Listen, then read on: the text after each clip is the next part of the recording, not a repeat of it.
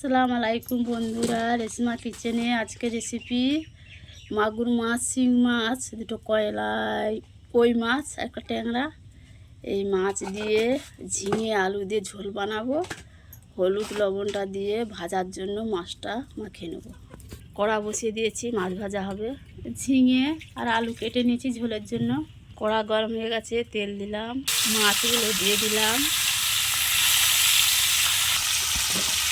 এক ফুট হয়ে গেছে, লৌটে দেবো। মাছ ভাজাগুলো হয়ে গেছে, তুলে নেব। তরকারি বসাবো, তেল দিলাম, পেঁয়াজ দিলাম,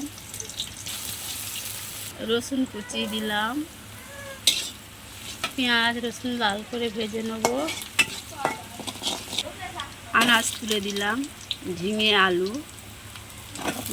আলু মাছের ঝোল বন্ধুরা, খুব সুন্দর লাগে খেতে।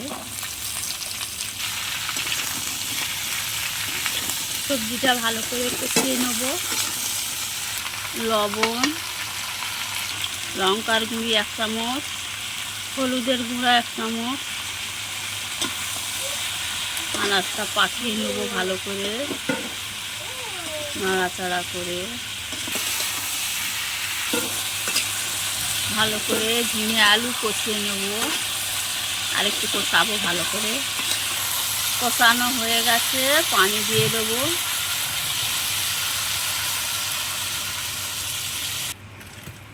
ভাজা মাছগুলো দিয়ে দিলাম। 20 মিনিট ঢাকা দিয়ে রেখে দেবো। তরকারিটা আর একটু বাকি আছে, একটু পরে নামিয়ে নেব।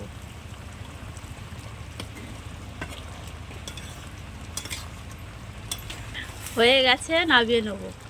তরকারি হয়ে গেছে, নামিয়ে নিয়েছি।